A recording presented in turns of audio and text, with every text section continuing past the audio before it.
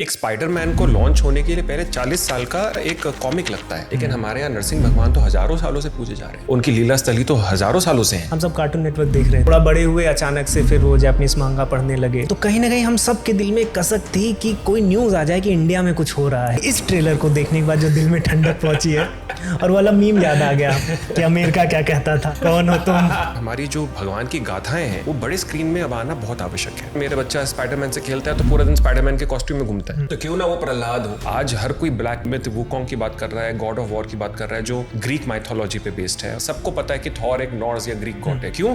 क्योंकि उन्होंने उसको गेमिफाई करा। आपने मत्स्य अवतार से प्रारंभ क्यों नहीं किया? दश अवतार नहीं, हम 24 अवतार कवर करेंगे। महाअवतार नरसिम्हा में हमारे पास वराह भगवान भी है, लेकिन जब हम परशुराम जी की बात करते हैं तो उनकी कहानी तो सप्तऋषियों से शुरू होकर के कल्कि तक जाती है। तो वो सारे चीजों को प्रैक्टिकली बाइंड करने के लिए some things have to be broken in chronology. जब आप बाहर की ऑडियंस को देखते हैं, उनको तो नहीं पता है कि नरसिंह भगवान कौन है। सेम आर्केटाइप आपको वर्ल्ड ओवर मिलेंगी, जहाँ पे एक lion based god is trying to protect. जैसे यदि आप पिरामिड के पास देखेंगे तो स्फिंक्स बैठा है इजिप्ट में, half man half lion, for protection of that land. Greece और नॉर्स फिलोसफी और इस तरफ पढ़े, वहाँ से एक बहुत फेमस बुक भी है क्रॉनिकल्स ऑफ नार्निया, जिसमें असलान शेर है, बच्चों को बचा रहा है फ्रॉम अ विच जो इटर्नल लाइफ चाहती है। सेम हिरण्यकश्यपु और बच्चा और एक शेर जो बचा रहा है बच्चों को। कथा एक दूसरे इटरेशन में पूरे वर्ल्ड में जा चुकी, हम बस भूल गए कि इसकी मूल जो कथा है वो नरसिंह भगवान की है। तो नरसिंह भगवान तो लायन है जी हाँ। तो एक एक्टर ने उनके एक्सप्रेशंस किए। नरसिंह भगवान खासकर एक तो अष्टभुजा है। आज से पहले ऐसा नहीं हुआ कि भगवान के सारे भुजाएं हिले, उन सबसे युद्ध करें, क्योंकि अष्टभुजा से वरना स्टिल सी रहती हैं काफी सारे। मैंने जो सीरियल्स वगैरह देखे हैं सारे चेहरे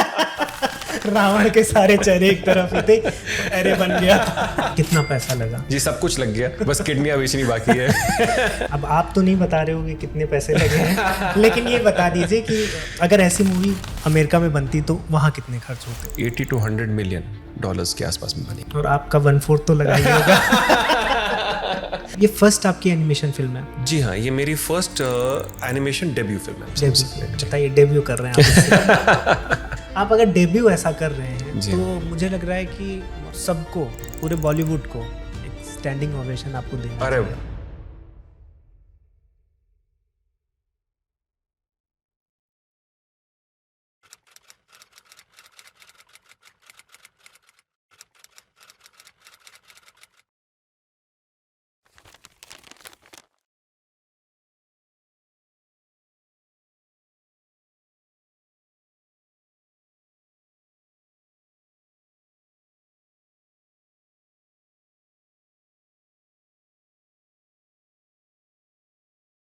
अश्विन जी, सबसे पहले तो आपको बहुत बहुत बधाइयाँ, धन्यवाद, बहुत बहुत शुभकामनाएं। हम सभी ने ट्रेलर देख लिया है। कमाल का ट्रेलर है, मतलब धन्यवाद, अद्वितीय।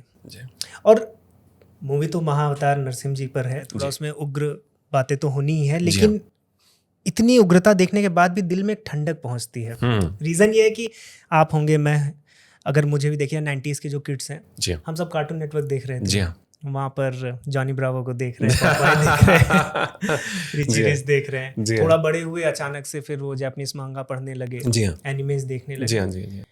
तो कहीं ना कहीं हम सब के दिल में कसक थी कि कोई न्यूज आ जाए कि इंडिया में कुछ हो रहा है। हमेशा से क्यों नहीं हम कर पा रहे हैं, हम क्यों समय से पीछे हैं। और अगर न्यूज आती थी कि भाई कुछ आने वाला है तो इतना मतलब होपफुली होकर हम इंतजार करते थे। कहीं ना कहीं हमने मेहनत की है, लेकिन हम कहीं ना कहीं पीछे रहते थे। लेकिन इस ट्रेलर को देखने के बाद जो दिल में ठंडक पहुंची है और वाला मीम याद आ गया कि अमेरिका क्या कहता था, कौन हो तुम। अब हम बोलते हैं कि तू कौन है। तो मतलब खतरनाक, मतलब मजा आ गई ट्रेलर। धन्यवाद। और अगर आप बात करेंगे भगवान नरसिंह जी की, तो अभी हाल में ही हम लोग भी हम्पी गए थे। अरे वाह। तो हम्पी में पंकज जी के साथ गए थे। वहाँ पर हम लोग जो विजयनगर का आर्किटेक्चर है और होयसड़ मंदिर सब देखा। तो वहाँ पर पहली बार मैंने नरसिंह भगवान के जब दर्शन किए, लिटरली हम सब कांप रहे थे, क्योंकि योग मुद्रा में वहाँ पर है। मतलब जब नरसिंह भगवान, आप बताएंगे ही कि जब हिरण्यकश्यप को उन्होंने वध किया, उसके बाद जो क्रोध था, वो क्रोध ठंडा करने के लिए वो जो मुद्रा उन्होंने ली है, अद्भुत है। उसके बाद से मेरे साथ क्या है कि मैं ज़्यादा बोल रहा हूँ, शायद आपको बोलने दूंगा मैं जो रौद्र रूप होता है ईश्वर का, जिसमें रौद्र, तो वो बहुत ज़्यादा मैं कनेक्ट करता हूँ। अच्छा। जैसे शिव जी हैं, जी हाँ, जी। तो विष्णु जी में ऐसा था नहीं, क्योंकि कृष्ण जी भी लीलाएं कर रहे थे, भगवान राम भी मर्यादा पुरुषोत्तम। तो जब पहली बार विष्णु जी का ये रुद्र रूप देखा ना, तो बहुत कनेक्ट कर पाए उससे, मतलब एक ईश्वर का वो भाव आ गया। बिल्कुल बिल्कुल, मैं समझ गया आपसे। फिर नरसिंह भगवान की कृपा हुई और आज नरसिंह भगवान, अरे जय हो जय हो जय हो। और बहुत बहुत धन्यवाद विशाल भाई, ये आप पे हाइपर क्वेस्ट मैं इतना समय से फॉलो कर रहा हूँ, और अब जो सनातन के लिए काम कर रहे हैं, really hats off to you. And ये बिल्कुल अविश्वसनीय है, भगवान किस प्रकार से कृपा करते हैं, और आपके संग में बैठा हूँ यहाँ भगवान नरसिंह की लीला और इनके बारे में बात करने के लिए, और ये मंच देने के लिए बहुत बहुत धन्यवाद। हम बहुत कुछ बात करेंगे। पॉडकास्ट 3 मैं एजेंडाज इसमें रखने वाला हूँ। एक तो आपकी जर्नी, कितनी मेहनत लगी, क्या है, ये सब जानना है। फिर हम स्क्रिप्चर्स में भी चल सकते हैं, भगवान के बारे में बात कर सकते हैं, सनातन धर्म के जो दर्शन हैं उस पर चर्चा कर सकते हैं। तीसरा जो मुझे लगता है इम्पोर्टेंट बात, जो अभी नए एनिमेटर्स हैं जिनके लिए आप एक होप बन गए हो। अरे वाह मुझे लग रहा है आपने वो एक जो कहते हैं ना कि एक रास्ता आपने बनाया है। तो उस रास्ते पर जो नए एनिमेटर्स चलने वाले हैं, जो मैं भारत में अभी एक शक्ति देख रहा हूँ कि अगले 5 साल 10 साल, क्योंकि मैं अभी विकसित भारत के प्रोग्राम में नरेंद्र मोदी जी की एक मीटिंग थी, उसमें था। तो मोदी जी का भी यही कहना था कि हम अपनी संस्कृति पर, अपनी पौराणिक कथाओं पर अगर मूवीज और गेम्स ले आए ना, हमारी ये 5 ट्रिलियन की इकोनॉमी जो का सपना है ना, हम ब्रेक कर देंगे। 20-25 ट्रिलियन ऐसे ले आएंगे, आराम से। तो उनका भी यही सपना है। तो मैं आपसे यही जानना चाहूँगा, कितना पैसा, कितने लोग, कितनी रातें, क्या अनुशासन, क्या क्या लगा आपका? देखिए, मैं जैसे आपसे पहले भी बता रहा था, ये एक यज्ञ से कम नहीं है, और ये यज्ञ और एक क्रांति दोनों है। क्योंकि भारत के अंदर एनिमेशन को लेकर के टैलेंट बहुत है और आर्टिस्ट बहुत है, लेकिन इंडस्ट्री विकसित होने के बावजूद है नहीं, इंडिजिनियस कंटेंट है ही नहीं हमारे भारत में एनिमेशन को लेकर के खासकर। और इतनी नौकरियां जा रही हैं एनिमेशन के, रोज़ कुछ ना कुछ हमको खबरें आते ही हैं। और बहुत सारा सर्विस सेक्टर बाहर का काम भारत में ही होता है, और आप DC, मार्वल और बड़ी बड़ी पिक्चरों के अंत में भारतीय लोगों का ही नाम पाएंगे। तो इसका मतलब ये है कि स्किल का प्रॉब्लम नहीं है, विल का प्रॉब्लम है। और ये जो पूरा रेवोल्यूशन हम प्रयास कर रहे हैं भारतीय एनिमेशन इंडस्ट्री को रेवोल्यूशनाइज करने का, ये इसीलिए है क्योंकि हमारी लोक कथाएं और हमारी जो भगवान की गाथाएं हैं वो बड़े स्क्रीन में अब आना बहुत आवश्यक है। क्योंकि अपनी जो अगली पीढ़ी है, नेक्स्ट जनरेशन है, उन तक ये कहानियाँ, लीलाएं और अथवा ये जितनी भी जो इसकी लर्निंग्स हैं, टीचिंग्स हैं, ये कैसे पहुँचेंगी। और मीडिया से बड़ा, आप तो जानते ही हैं, उससे बड़ा इम्प्रेशनेबल चीज़ अवचेतन मन में किसी की छाप छूटती है, तो वो एक बड़े पर्दे पे जो पिक्चर देखते हैं बच्चे, बड़े, हम भी, उसका बहुत बड़ा गहरा प्रभाव होता है। तो इसलिए ये एक बहुत बड़ा यज्ञ सिर्फ मेरे लिए नहीं है, इसमें सबका योगदान की आवश्यकता है ताकि हम इस इंडस्ट्री को आगे बना पाएँ। और ये सिर्फ मैं एनिमेशन के लिए नहीं कह रहा हूँ, आप ये सोचिए कि इससे जुड़ता है मर्चेंडाइज, जुड़ता है कल को, अब जैसे भगवान नरसिम्हा हैं, कल को उसके टॉयज़ आते हैं, तो बच्चे इनके टॉयज़ लेते हैं, उनको अपना प्रेम पूर्वक रखते हैं, भक्ति उनके दिल में, हृदय में बढ़ेगी भगवान के लिए, प्रहलाद महाराज की, उससे आदर्श लेंगे।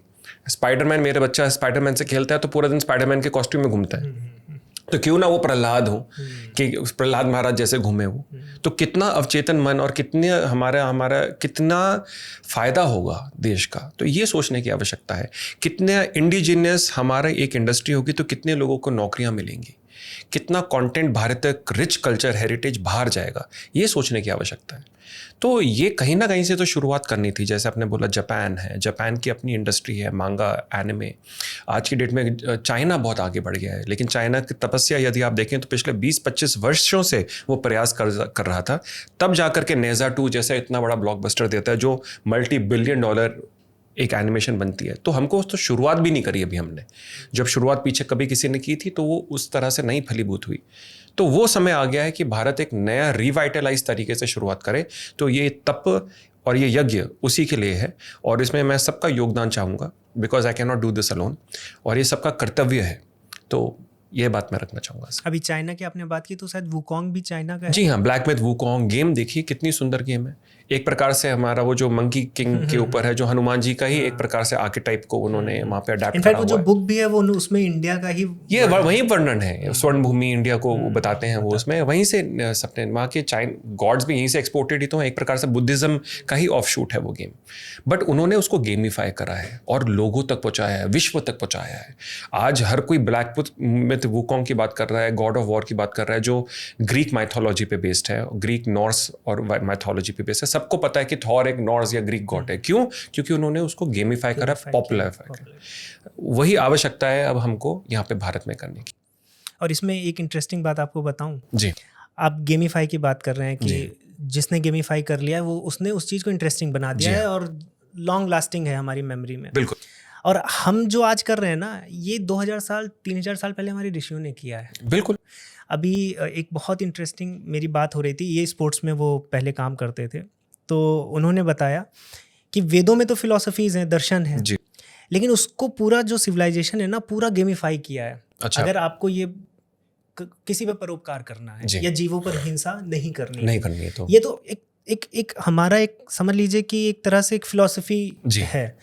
उसको गेमिफाई कैसे करेंगे कि घर की अंतिम रोटी डॉग को दो, कुत्ते को दो या किसी जानवर को दो, तो उससे आपके कर्म पॉइंट बढ़ेंगे, पुण्य बढ़ेगा। हाँ, बिल्कुल। तो ये हमारे ऋषियों ने इस तरह से पूरा जो वेद है ना उसको गेमिफाई कर दिया है, पूरा गेमिफाई। जी हाँ, कर्म पॉइंट बना दिए। जी हाँ, हर एक चीज, क्योंकि करेंगे कैसे हम, अपरिग्रह है या फिर ब्रह्मचर्य, हम करेंगे कैसे, ये तो फिलोसफिकल पॉइंट हमको बताए गए हैं। हाँ, बहुत ये प्रैक्टिकल तरीके से इसको गेमिफाई करने के लिए एक ऐसा प्लेटफॉर्म की बहुत आवश्यकता है मुझे लगता है भारत में, ताकि ये आगे का यूथ, देखो भारत के अंदर सबसे बड़ा यूथ है पूरे विश्व में आज की डेट में, हमें भी पता है। एक एवरेज उम्र जैसे हमारा गवर्नमेंट बता रही है कि यूथ बहुत बड़ा है आगे आने वाला भारत के अंदर, लेकिन उसको बचा कर रखना उतना आवश्यक है, वरना मानसिक रोग सबसे बड़ा रोग है। जो ब्रह्मचार्य और तपस्या और जैसे हम जो गुरुकुल सिस्टम में समझते थे वो चीज़ें नहीं रही हैं, लेकिन उसको बचाएंगे कैसे? तो you have to gamify it. नई न्यू एज मीडिया से हमको लोगों को प्रभावित करना पड़ेगा, उजागर करना पड़ेगा, ताकि उनका मन, चेतन और आत्मा जागृत रहे। और ये भारत की भूमि है, ये लोक कथाएं और ये पुराने कथाएं भारत की है, ये हमारी हिस्ट्री है, और हिस्ट्री और इतिहास को याद रखना बहुत आवश्यक है, वरना हमारा ज्योग्राफी भी बदल जाएगा। बिल्कुल सही बात कर रहे हैं। अभी मैं ट्रेलर से तो इम्प्रेस्ड हुई, लेकिन जो आपका विजन है जी हाँ अगले 10-15 साल का, जी हाँ, वो और खतरनाक है। जो आप सिनेमैटिक यूनिवर्स बना रहे हैं, जी हाँ, जी महाअवतारों का, जी हाँ, तो वो मैं देख रहा था, तो एक अलग से वीडियो थी, टीम ने बताया कि ऐसा ऐसा प्लान है कि अभी तो नरसिम्हा आ रही है, उसके बाद परशुराम आनी है, रघुनंदन आनी है, द्वारकाधीश है, गोकुल नंद है, कल्कि पार्ट 2 है। तो आपने पूरा सिनेमैटिक यूनिवर्स बनाया, उसमें कॉमिक्स भी हैं, गेम्स भी आएंगे। लेकिन मन में एक प्रश्न आया, हो सकता है आपको आप पसंद करो या ना करो, नहीं बताइए। प्रश्न ये आया कि आपने मत्स्य अवतार से प्रारंभ क्यों नहीं किया? देखिए, प्रयास ये है कि ये हम पहली बात क्रोनोलॉजिकल ऑर्डर में नहीं जा रहे हैं। अच्छा, 10 अवतार नहीं, हम 24 अवतार कवर करेंगे एक्चुअली, बिकॉज भगवान के जो 24, वैसे तो अनंत अवतार बताते हैं शास्त्र में, लेकिन 24 मेन अवतार जिनका वर्णन है हम सबको कवर करेंगे। दत्तात्रेय ऋषि हो गए, नर नारायण ऋषि हो गए, वेद व्यास जी हो गए, नारद, दे आर ऑल अवतार। कुछ मनवंतर अवतार हैं, कुछ शक्ति अवतार हैं, तो डिपेंड करता है। बट हर किसी को उस प्रकार से दर्शाया जाना चाहिए जहाँ पे उससे लर्निंग हो, एक प्रैक्टिकल लर्निंग हो। जैसे इस महाअवतार नरसिम्हा में हमारे पास वराह भगवान भी हैं, नरसिंह भगवान की भी कहानी आती है, दोनों जुड़ी हुई है। लेकिन जब हम परशुराम जी की बात करते हैं तो उनकी कहानी तो सप्त ऋषियों से शुरू होकर के कल्कि तक जाती है। वो महाभारत के भी पार्ट हैं, वो रामायण के भी पार्ट हैं, उनकी खुद की भी एक बहुत बड़ी अद्भुत लीलाएं हैं, and is very misunderstood in those लीलास। तो वो सारे चीज़ों को प्रैक्टिकली बाइंड करने के लिए some things have to be broken in chronology. क्योंकि अब जैसे देखिए, जैसे सागर मंथन में कामधेनु जी का भी एक वर्णन है, फिर सुरभि गाय का भी वर्णन है। तो किस प्रकार से उससे परशुराम जी की जो कार्तिवीर्य अर्जुन जाकर के उनका अपहरण करता है, तो वो सारे रिलेटेड हैं चीज़ें। तो it is very carefully tied. तो अवतार तो सब भी आएंगे इन सातों में, गेम में भी आएंगे। गेम में हम पूरा ब्रह्मांड जिस प्रकार से उप पुराणों में और वेदों में, पुराणों में स्पेशली शास्त्र में हर जगह शुरू के 5 स्कंदों में आप पाएंगे कि भूमि का रचना बताई हुई है, सृष्टि प्रकृति रचना बताई है सांख्य के अनुसार कि किस प्रकार से 24 गुणों से ये सब रचनाएं हुई हैं, कि कैसे लोक हैं, हर लोक में किसका वास है। तो गेमिफिकेशन में भी हम ये प्रयास कर रहे हैं कि हम उसको एक्सपीरियंस कर पाएँ, कि किस प्रकार के लोक हैं, उस लोकों में क्या होता है, क्यों कोई लोक में जाता है, कर्मा पॉइंट्स क्या होते हैं, किस कर्मा पॉइंट से आप क्यों किस लोक में जा रहे हैं. So this is experiential. जो हम जीव आत्माएं बनकर इस लोक में घूम रही हैं, बस उसको गेमिफिकेशन वर्जन में हम देख रहे हैं. हम बस यहाँ भूल गए हैं कि हम इस आत्मा शरीर में हैं और ये हम ऑलरेडी एक माया में, वो एक दूसरे वर्जन में हम उसको प्रयास करेंगे बताने का. नहीं, बहुत इंटरेस्टिंग. अभी आपने बोला ना कि विष्णु जी के 24 के अनंत अवतार हैं. इसमें भी एक बहुत इंटरेस्टिंग व्यू पॉइंट है जी कि असल में अनंत अवतार हैं और हमें 24 इसलिए पता है क्योंकि श्री राम जी को उनके वाल्मीकि मिल गए और कृष्ण जी को उनके वेद व्यास मिल गए. हो सकता है हमारे बीच भगवान हो, लेकिन जी हाँ, उनको लेखनबद्ध करने वाला कोई ऋषि मिल जाएगा तो वो भी एक अवतार बन जाएंगे. तो बहुत अच्छा आपने बताया कि बहुत ढेर सारे जो अवतार हैं उनकी स्टोरीज आपस में गुथी हुई. तो एक ये क्रोनोलॉजी आपने नहीं पकड़ी, आपने इंडिविजुअल हाँ. प्लस हमारी क्रोनोलॉजी महाअवतार नरसिम्हा की जय विजय से भी शुरू होती है. जो जय विजय 2 द्वारपाल हैं वैकुंठ में भगवान श्री हरि के, और किस प्रकार से उनका पहला जो अवतरण है इस भूलोक में वो हिरण्याक्ष हिरण्यकशिपु के से है. उनका दूसरा अवतरण है वो रावण कुंभकर्ण का है. आपने इसमें वराह अवतार के बारे में बता दिया, लेकिन हमने स्पॉट कर लिया और पूछने भी वाले थे कि हमारी टीम को तो एकदम वो था कि मत्स्य अवतार, कूर्म अवतार क्या, लेकिन ट्रेलर देखते समय वो वराह अवतार की नजर चली गई थी. तो कुछ तो चल रहा है दिमाग में, कुछ तो है, ये मैं पूछूंगा. जी हाँ. तो अश्विन जी, ये भी हमें जानना है कि जैसे अगर हम किसी, भारत में तो एक ये है कि ऑलरेडी रामायण पॉपुलर है, महाभारत पॉपुलर है, ये जो कथाएं हैं नरसिंह भगवान की ये भी पॉपुलर है. इन पे अगर आप अच्छा काम कर लिए तो एक मैसिव रिस्पांस मिलता ही मिलता है, क्योंकि हम सभी उसको श्रद्धा भाव से देखते हैं. तो इंडिया में तो रिस्पांस, मतलब नो डाउट भगवान कुछ ऐसा ही ना कर दें कि कुछ दुर्भाग्यपूर्ण हो जाए, लेकिन नो डाउट आपको बहुत सक्सेस मिलने वाली है. धन्यवाद. बाहर क्योंकि आप तो ग्लोबल, अभी मैंने सुना आप जापानीज, कोरियन, रशियन और भी लैंग्वेजेस में लॉन्च करेंगे. जी हाँ, जी. तो जब आप बाहर की ऑडियंस को देखते हैं, उनको तो नहीं पता है कि नरसिंह भगवान कौन है, या इसमें कितना हम पवित्रता से हमें देखना है, या प्रहलाद जी क्या है. तो क्या इसको बनाते समय आपने ग्लोबल ऑडियंस का माइंडसेट देखा था कि किस तरह से लेके जाना है बाहर? बिल्कुल. जिस प्रकार से हम उनका कंटेंट आज तक कंज्यूम करते आए हैं, उसी प्रकार से मुझे ऐसा लगता है कि वो भी हमारे हेरिटेज और कल्चर में बहुत इंटरेस्टेड है. चाहे उसको फैंटेसी समझे, आज वो फैंटेसी समझेंगे, कल को वो उसको ढूंढते ढूंढते शास्त्र पढ़ेंगे, समझेंगे, और धीरे धीरे वो धर्म को समझ पाएंगे. बिकॉज आप एक दिन में तो समझा नहीं सकते. फॉर एग्जाम्पल, एक बहुत पहले एक मूवी आई थी the da Vinci code, right? वो मेरी पहली बुक थी वो, जिसको मैं पढ़ा. तो उसमें नाइट्स टेम्पलर, इल्यूमिनाटी, कई चीज़ों का वर्णन है, और वो प्रैक्टिकल रियल वर्ल्ड प्लेसेस हैं. आप फ्रांस जाइए, जैसे मैं पीछे फ्रांस पेरिस होकर के आया था, you can actually visit those places. In fact author भी वहाँ जाकर उन्होंने ऑनग्राउंड किया. उनकी वाइफ भी मुझे लग रहा है हिस्टोरियन है. जी हाँ, जी हाँ, सही. तो उसी प्रकार से, लेकिन हमारी जो यहाँ पे जो लीला स्थली है वो भी तो रियल है. एक स्पाइडरमैन को लॉन्च होने के लिए पहले 40 साल का उसका एक कॉमिक लगता है, लेकिन हमारे यहाँ नरसिंह भगवान तो हजारों सालों से पूजे जा रहे हैं, उनकी लीला स्थली तो हजारों सालों से हैं. So it was very simple. अगर आप देखें, हमारी मूवी देख करके यदि कोई अहोबिलम मठ जाता है और वहाँ नव नरसिंह के दर्शन, या हम्पी जाता है, तो वो पाएगा कि मूवी में जो दर्शा रखा है और यहाँ पर जो है वो सेम है. तो ही becomes consumed in actual practical application and experience उस भगवान के, और वो फिर शास्त्र पढ़ेगा, चाहे एज अ फैंटेसी पढ़ ले, लेकिन उसके दिमाग में, कान में, मन चेतन में भगवान का नाम जाएगा, धर्म जाएगा, और धीरे धीरे वो एक दिन सनातन को समझ पाएगा. That is the idea. नहीं, बहुत अच्छी बात बताई है. और एक और मैं बात इसमें कहना चाहूँगा कि देखिए, नरसिंह भगवान की स्पेशली जब बात करें तो ये एक बेसिकली प्रोटेक्शन आर्केटाइप हो गया. जैसे अगर कार्ल जंग फिलॉसफी में अगर आप देखेंगे तो आर्केटाइप्स हैं, तो प्रोटेक्शन का आर्केटाइप हम एक प्रकार से नरसिंह भगवान को मानते हैं, हमारे जैसे इष्ट हैं.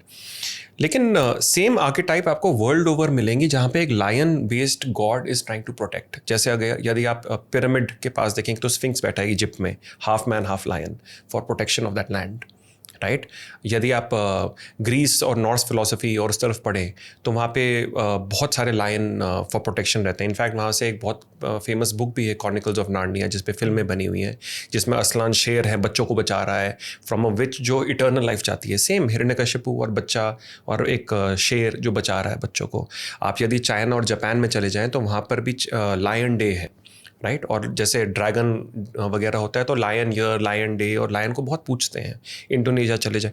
तो इसी प्रकार से आप देखेंगे ये कथा एक दूसरे इटरेशन में पूरे वर्ल्ड में जा चुकी है।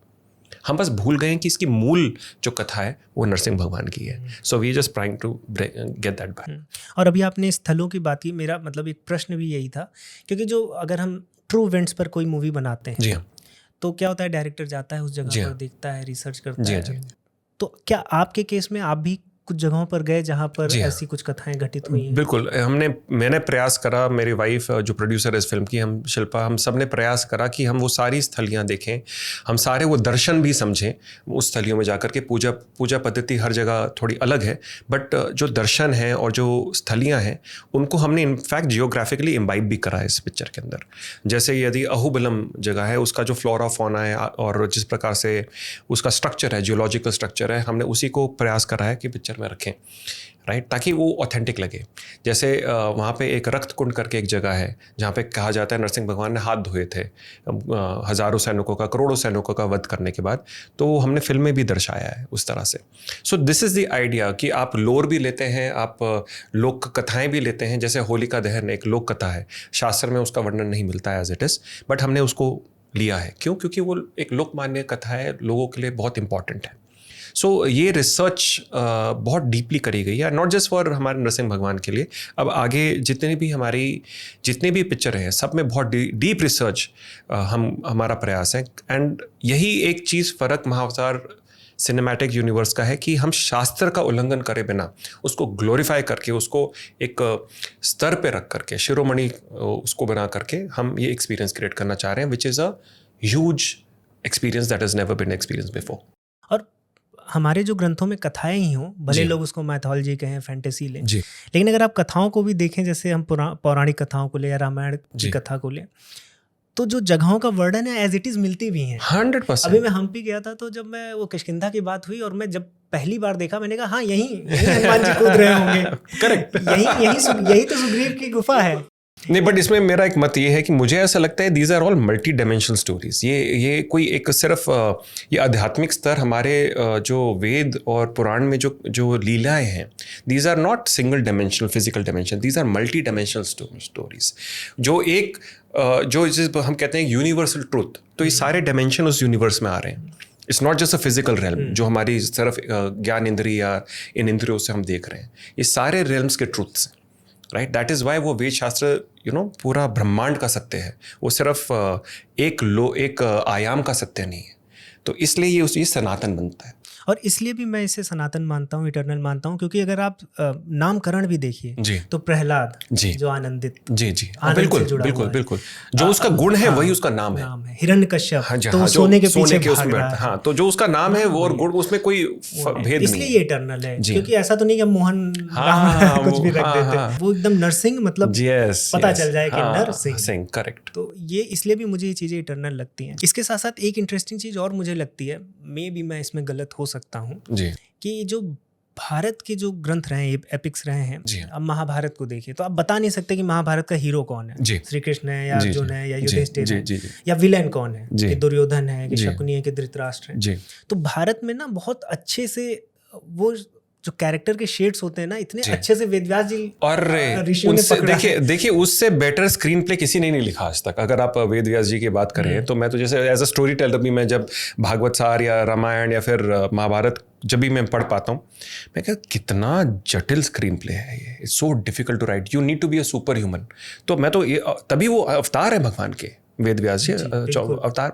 It is not human to write, और सब कुछ राइमिंग है, सब कुछ मीटर में है, और सारी स्टोरीज की कथा यहाँ पे है तो आगे जाकर के जुड़ रही हैं।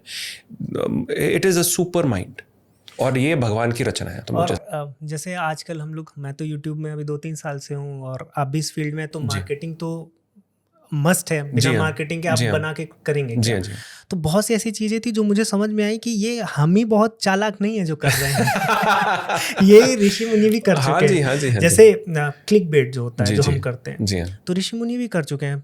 वो पहले एक बहुत खतरनाक सी स्टोरी शुरू करेंगे, शेर को भेड़िया मारने जा रहा है, अब आप फंस गए, फिर बीच में फिलोसफी बता देंगे, शेर भेड़िया को कहानी सुनाएगा फिर जब वो पूरी अब आप जी तो हाँ। सुनेंगे कहानी जी हाँ, कि जी हाँ, भाई शेर करेगा क्या भेड़िया का। लेकिन परंतु उस कहानी या जो फिलॉसफी वो बीच में बताएंगे, उसका सार वो भेड़िया या तो शेर से बच जाएगा या शेर भेड़िया को मार दे, उसके बाद उसका सार भी मिलेगा। This is the beauty. और इसके साथ साथ पहले ही ग्रंथ में कुछ ना कुछ वो क्या क्या होने वाला है उसको भी बता देंगे। जी हाँ, जी हाँ। और बहुत अच्छा सा इंक्रिप्शन भी करते थे कि भाई जी देखो हाँ। मैं इतना ही लिखने वाला जी हाँ, हूँ, जी हाँ, इसके जी हाँ, आगे जी का हाँ, काम आगे मेरा हाँ, नहीं हाँ, है। जी हाँ, जी हाँ। तो ये सब बहुत अमेजिंग लगता है जब मैं धीरे धीरे अभी चीज़ें अनफोल्ड कर रहा हूँ। जी। तो मुझे लग रहा है कि हर चीज़ वेस्टर्न माइंडसेट से देखने की जरूरत नहीं है, ऑलरेडी हमने बहुत कुछ इसमें कि वो केवल western mindset, Abrahamical way of looking, वो केवल एक प्रिज्म है और वो सिर्फ एक शेड है। एक शेड है। हमारे दर्शन शास्त्र, चाहे नास्तिक आस्तिक, आप सब पूर्ण दर्शन आप तो करते ही हैं उसके बारे में कितना कवर, यदि हम उसको समझें तो हम वही एक सुप्रीम रियलिटी को देखने के इतने प्रिज्म्स हैं, उससे रिलेट करने के इतने शेड्स हैं हमारे पास। आप जैसे यदि किसी शादी में जाएं और कोई बीन बजाने वाला वो एक ही सुर में बजा रहा है, पी, बोर हो जाएंगे। तो हमारे दर्शन शास्त्र हर रंग बजा रहे, हर सुर बजा रहे। तो आपको जो सुर पसंद है आप उस सुर से उस भगवान से रिलेट करें और उसको अपने जीवन में उतारें और उसको आप उसको भगवान को अपना मित्र बना लें, दोस्त बना लें, सिर्फ उसको ज्ञान के मार्ग में देखें। ये इतनी ब्यूटीफुल चीज़ है। और इसलिए हमारे यहाँ पे कोई यू नो जब मैं देखता हूँ कि लोग शास्त्रार्थ कर रहे हैं और लड़ रहे हैं तो मेरे को समझ में नहीं आता, क्योंकि हमारे यहाँ पे दिस और दिस का कॉन्सेप्ट नहीं है, राइट? दिस एंड दिस है। हम ये भी हैं, वो भी हैं, ये भी हैं, वो भी, सारे रंग हैं हमारे भगवान के स्वरूप। इसीलिए आज तक कोई समझ नहीं पाया कि मैं आर्य समाजियों के इस्कॉन वाला। नहीं, अच्छी बात है, क्योंकि देखिए चाहे भक्ति मार्ग हो, ज्ञान मार्ग हो, चाहे आप माने कि साकार रूप है या निराकार रूप है, मैं तो कहता हूँ सब है, ये भी है, वो भी है। आप जिस रूप को समझें, उस रूप से रिलेट करें और उसको अपने जीवन में उतारें, तो भगवान का एक काया ऐसी है कि फिर वो आपको दूसरा रूप समझाने का वो दिखाते हैं। Then you understand. हम लिमिटेड नॉलेज, लिमिटेड माइंड कितना भी प्रयास कर लें, लेकिन वो अनलिमिटेड को नहीं समझ सकते। तो उसके हम सिर्फ उसको एक्सपीरियंस कर सकते हैं, तो वो अपने आप रिवील होता है। अश्विन जी, अभी बात हमारी चल रही थी कितने शेडी कैरेक्टर्स हमारे ऑलरेडी ग्रंथों में रहे हैं। तो मैं बस आपसे ये जानना चाहता था कि जब आपने हिरण्यकश्यप को बनाया, तो चूंकि वो तपस्वी भी था, जी हाँ, अब जैसे रावण की बात करते हैं तो वो भी बड़ा पंडित आदमी था, तो क्या आपने ऐसा सोचा कि मतलब टोटली एज अ विलेनिश ही दिखाना, या उसकी कुछ बैक स्टोरी है, या फिर वो तपस्वी है? ये दोनों चीज़ों को कैसे आपने? देखिए, मुझे ऐसा लगता है कि आज के चलन में सिनेमा में एक चीज़ बहुत फेमस हो गई है, वो है एक एंटी हीरो, राइट? और एंटी हीरो वो है जो बहुत विक्टिमाइज्ड है, तो वो प्रूव करता है कि मैं क्यों ये अधर्म कर रहा हूँ एंड इट इज़ ओके। तो ये सारी जस्टिफिकेशन ऑफ अधर्म है वो बेसिकली। तो ये दोनों चीज़ आप अवगुण हिरण्याक्ष, हिरण्यकश्यप और रावण, कुंभकर्ण सब में पाएंगे। ये कॉमन एक मानसिकता है, बीमारी है, जो बहुत पहले से, क्योंकि हर क्रिमिनल कहता है मैं क्रिमिनल नहीं हूँ, मेरी परिस्थितियों ने मुझे क्राइम करने के लिए मजबूर किया, यू अंडरस्टैंड? तो इसी प्रकार से हिरण्यकश्यप की अगर हम बात करें तो उसका जो डिटेल वर्णन आता है वो तीसरे स्कंद में आता है भागवत में। तो उसका जो डिटेल वर्णन है, फर्स्ट जो उसका लुक है, हमने एग्जैक्टली वैसा ही जनरेट किया है। हिरण्याक्ष वैसे ही जनरेट, उसके बड़े बड़े दंत हैं, बड़े बाल हैं, दोनों भाई जब चलते हैं तो सूर्य को बिल्कुल भद देते हैं, और बड़ी बड़ी माला पहन के और स्वर्ण से पूरे लदे हुए हैं। तो इसी प्रकार से हमने उनको जनरेट किया। लेकिन उनकी मानसिकता जो है वो भी दर्शाई गई है। देखिए, मानसिकता जो हम कंज्यूम करते हैं वही हम बन जाते हैं, जो हम सोचते हैं वही हम होते हैं। तो ये सारी चीज़ें सोच करके, मंथन करके, इस पे विचार अच्छे से मेडिटेट करके इनका हमने डिज़ाइन क्रिएट करा गया। हिरण्यकश्यप की बात करें तो हिरण्य, जैसे आपने बताया, स्वर्ण, एंड ही वो lust, basically he represents lust, power and ego, right? इस प्रकार से जो हमारा जो दर्शन आता है हिरण्यकश्यप के प्रति, और वो कहते हैं वो इतना ताकतवर था कि वो जब चाहता था सूर्यास्त हो जाए, जब कहता था चांद आज इधर से है तो चंद्रमा जी को भी उनका मानना पड़ता था। पूरा तख्ता पलट जिसे कहते हैं ब्रह्मांड का, वो हिरण्यकश्यप में इतनी ताकत थी, because he is a megalomaniac. Ego, उसका अहंकार इस चरम पे था कि उसने स्वयं को ही भगवान घोषित कर दिया। तो ये हम देखते हैं कि जो भूलोक के भी कुछ ऐसे हिरण्यकश्यप पैदा हुए हैं पास्ट में। So it is not a new thing, but आप ये समझिए कि एक मैसिव ब्रह्मांड या यूनिवर्सल स्केल में अगर कोई है, जैसे थैनोस जो बताने की कोशिश करी, वो वैसा ही है। इसमें जैसे आपकी सीरीज अभी तो इसका काम पूरा हो गया होगा कि कुछ बचा है क्या? जी कि जब तक शादी पूरी नहीं होगी जब तक डोली उठेगी नहीं, तो हमारी दुल्हन एंड तक सजती रहेगी। नहीं, तो प्रोडक्शन पॉइंट ऑफ व्यू जी हाँ, इट्स ओवर। तो नेक्स्ट का तो शुरू ही हो गया होगा। जी हाँ, प्री प्रोडक्शन वगैरह शुरू हो गया हमारे परशुराम जी का। जी हाँ। तो ये क्या इसकी जो स्क्रिप्टिंग थी या स्क्रीन प्ले या जो भी आप, मैं इतना अभी इसमें आपसे सीखूंगा कि क्या होता है इसमें, तो इसका क्या कुछ काम पहले से भी हो रखा था कि इसके प्रोडक्शन के बाद ही फिर उसकी स्क्रिप्टिंग, या बहुत पहले से आपने सब कर रखी है? देखिए, इसका आइडिया जो मैं कहूँगा 2008 में कुछ मित्रों ने कुछ जैसे किन लोगों से बातें हो रही थी मेरी भक्तों से, तो हम काफ़ी डिस्कशन कर रहे थे कि ये इतनी अच्छी भगवान की अद्भुत लीला है, इसको उतारना चाहिए सिनेमा पे। तो बाद में पता चला मुझे उतारना पड़ा सिनेमा पे। लेकिन बात ये थी कि इट वाज सो इम्पॉर्टेंट, तो माइंड में सारी जो विजुअलाइजेशन थी परमात्मा की कृपा से वो मैं देख पा रहा था, परंतु इसको स्क्रिप्ट लेवल पे उतारना, उसका काम हमारे एक बहुत अच्छे मित्र मुझे भगवान ने किसी से मिलाया, जय पूर्णदास। उन्होंने ये सारा बैठ करके, वो भी पूरे शास्त्र पढ़ते ही हैं, वो स्टेज राइटिंग करते हैं बम्बई में। किसी प्रकार से भगवान की कृपा से मैं उनसे मिला, उन्होंने पूरी पिक्चर लिखी और कई ड्राफ्ट लिखे। राइट, एक ड्राफ्ट नहीं, कई ड्राफ्ट लिखे। ये किसका? महाअवतार नरसिम्हा की बात कर रहे हूँ आपसे। और फिर उसमें फिर आगे जाकर के मैंने भी कुछ योगदान करा, साथ में मेरे रुद्र ने, मेरे जो असिस्टेंट डायरेक्टर ने, हम सब ने मिल करके इसमें काफ़ी चेंजेस करे, बिल्ड करा। कुछ प्रोडक्शन के दौरान भी काफ़ी सारे हमने इसमें चेंजेस करे, बिकॉज कुछ चीज़ें होती हैं जो आपके माइंड में अच्छी होती हैं, जब लेकिन आप उसे दर्शाते हैं तब you feel that it needs more polishing, changing. Story wise arcs होती हैं, हर कैरेक्टर की एक आर्क होती है। तो इस प्रकार से ये बहुत ही एक जटिल प्रोसेस है, और इस प्रकार से इसको पूरे मंथन करके, शास्त्र का अध्ययन करके इसको हमने लिखा है और बनाया है। तो कितनी स्क्रिप्टिंग हो गई अभी आगे की? देखिए, स्टोरी लाइन तो हमारी श्री कल्कि जी तक सेट है, स्टोरी सेट है, लेकिन स्क्रीन पे जो बहुत ज़्यादा डिफिकल्ट पार्ट है, स्टोरी हो गई कि इस इंसान के साथ ऐसा घटा, स्क्रीन प्ले है कि कैसे वो घटता है। तो screen play is what makes it interesting, जो उसको एक फ्लेवर देता है, जो सारे रस हैं उसमें आते हैं, तो वो भी चल रहे हैं। इसमें क्यूरियोसिटी ये भी आ रही थी, मैं जब देख रहा था आपका। जी हाँ। तो कल्कि के लिए 2 पार्ट बनाए गए हैं, और ये द्वारिकाधीश और गोकुल नंद, ये भी शायद श्री कृष्ण जी पर ही 2 पार्ट। दोनों श्री कृष्ण। कैसे डिसाइड हुआ कि इन 2 अवतारों को 2 मूवी दी जाए? देखिए, श्री कृष्ण अपने पूर्ण अवतार हैं और हमारे इष्ट हैं, और उनको किसी एक प्रिज्म से देखा नहीं जा सकता। ही इज़ मल्टी फैसेटेड, और हर किसी का एक दार्शनिक मत है श्री कृष्ण को लेकर के। तो द्वारकाधीश इसके लिए, क्योंकि एक उनका जो स्ट्रैटेजिस्ट वाला जो दर्शन है, महाभारत वाला एक स्ट्रैटेजिस्ट वाला दर्शन है, एक बिल्कुल अलग प्रकार का, जिस तरह से वो आते हैं, तो वो उसमें कवर होगा। और अपना गोकुलानंद में जो मुरलीधर कृष्ण है, जो एक अलग, जो हृदय और जो भक्ति को लेकर के है, जो भक्ति रस को लेकर के है, भागवतम, जो उस दोनों को हम उसको कवर करना चाहते हैं। तो इसमें वैसे तो सारे भगवान के अवतार जो हैं सारे इक्वली रिस्पेक्टेड हैं, रिवर्ड हैं। बस मैं आपसे जानना चाहूँगा, ये भी नहीं कि कौन ज़्यादा अच्छा लगता है, कौन कम, भगवान है सब। चैलेंजिंग आपको क्या लगता है, सबसे ज़्यादा क्या होगा पर्दे पे? टेक्निकली कि क्रिएटिवली? टेक्निकली। देखिए, टेक्निकली सबसे चैलेंजिंग, क्रिएटिवली मैं नहीं मानता आपके लिए कुछ चैलेंजिंग है इसको देखने के बाद। मैं टेक्निकली ही जानना चाहता हूँ। मुझे ऐसा लगता है कि आई थिंक श्री कल्कि ji is going to be very technically, क्योंकि उन पे कम।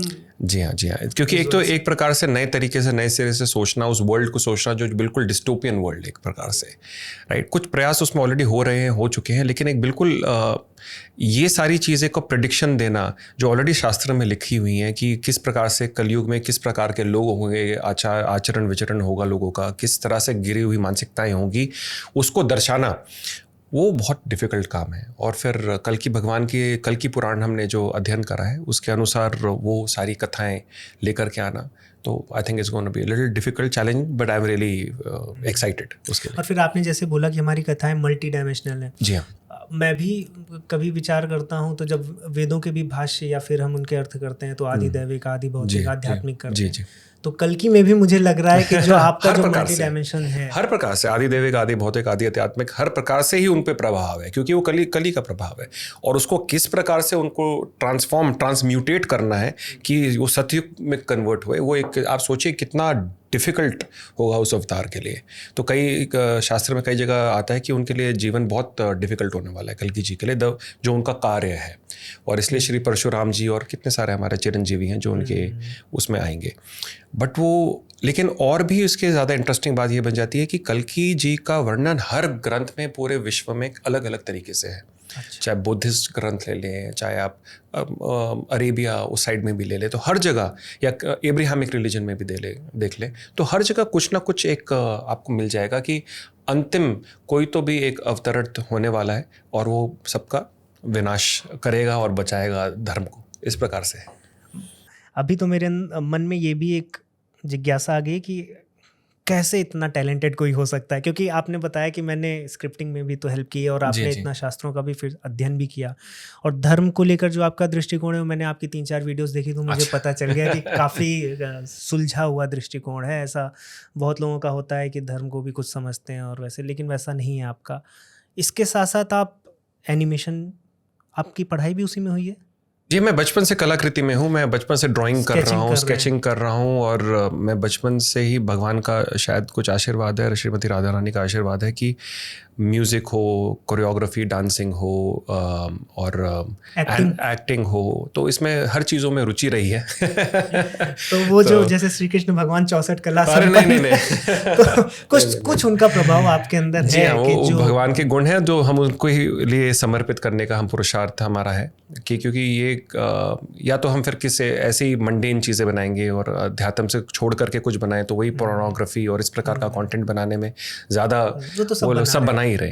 तो और हाँ, तो हमारा जीवन की बेसिकली स्पिरिचुअल कॉलिंग अलग है, और जब इस चीज़ की जागृति हुई तो फिर देन इसमें से आप फिर इससे विमुख नहीं हो सकते इस बात से। कितना पैसा लगा? जी, सब कुछ लग गया, बस किडनियाँ बेचनी बाकी है। नहीं, हम इसलिए जानना चाहते हैं क्योंकि ज़्यादातर लोगों से अगर हम बात पहले भी करते थे, बात नहीं, अगर हम जानना भी चाहते थे कि क्यों भारत में नहीं हो रहा, तो ले दे के ये आता था कि पैसा नहीं है, इतना कोई पैसा खर्च नहीं करना चाहता इंडियन एनिमेशन इंडस्ट्री में।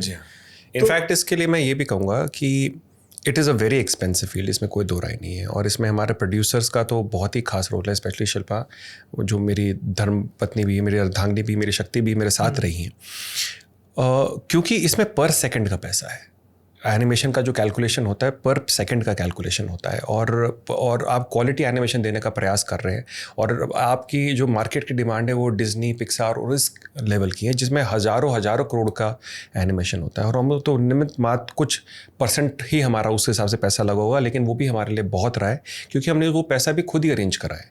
उसके लिए हमने अपने घर बार, अपना खुद की पूंजी, अपने पिता माता पिता दोनों तरफ की पूंजी, सब कुछ दाव पे लगा दी, घर भी हमारे दाव पे लग गए। लेकिन हमारे लिए ये एक बड़ी बात नहीं लगती आज, क्योंकि हमारा विजन ही यही है कि हमको ये करते रहना है।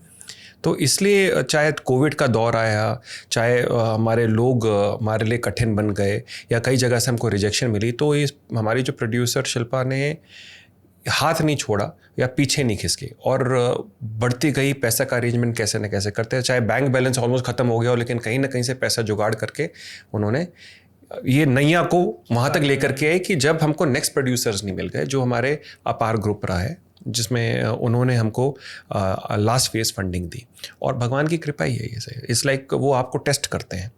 जब हम प्रहलाद महाराज पे कहानी बना रहे हैं, तो उस अग्निकुंड से हमें भी जाना होगा। So that is the point.